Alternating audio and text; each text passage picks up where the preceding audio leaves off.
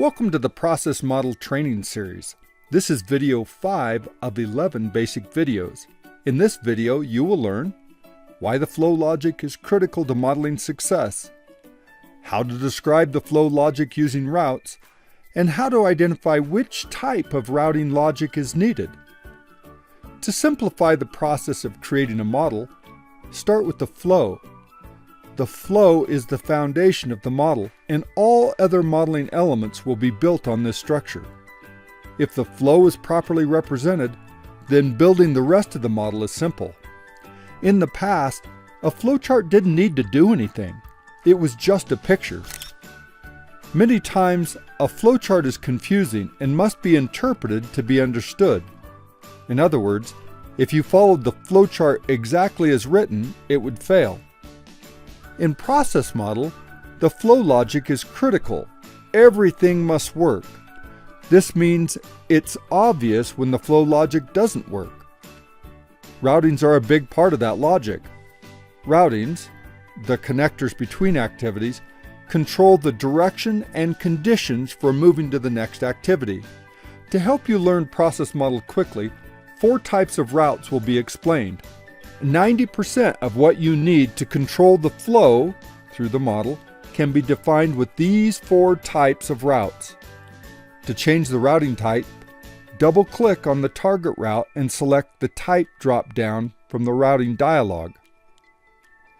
Percent routes allow the selection of one of many paths based on a percentage. These can be simple, such as breaking out customer types at a car wash. Over time, it has been shown that 60% of the customers buy a full-service wash, while 40% buy a quick wash.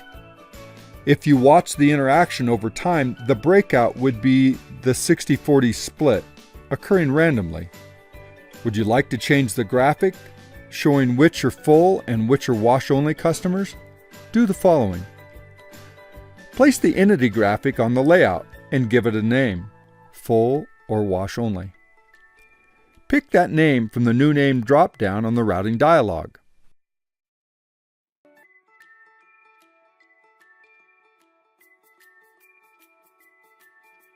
Notice this also separates the statistics. Changing the name and statistic can be done with all route types. Conditional routes allow the selection of a path based on information on the entity or based on the conditions in the process. A conditional route could be used to select different paths based on, for example, the cost of an entity.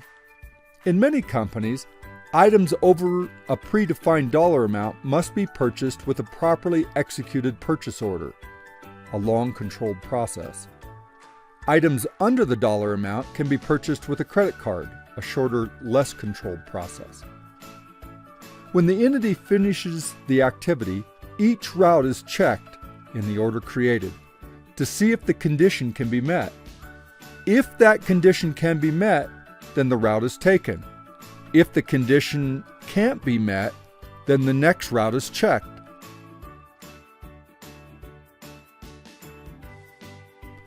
Would you like to see other examples of how to use conditional routes? Open the example model titled Condition from the Demos folder. A create route starts a new independent entity on a separate route. This is used when 2 or more parts of the process need to occur at the same time. A simple example again comes from the car wash. A full-service customer pulls into the full-service bay and is escorted from his car to the cashier. The car continues the cleaning process.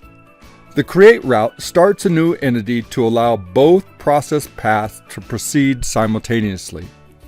For examples of other uses of create routes, see the model Create and Attach. The attach route can be used to reattach a previously separated, created entities, or to assemble unrelated entities. A simple example again comes from the car wash. The customer pays and then is seated in the waiting area. The person waiting remains in the waiting area until notified the car is complete. When the car is complete, the attach route signals the matching customer to move forward and claim their car. Once the person arrives, the two are assembled together and the car drives away. For more assembly examples, see the model Attach for Assembly.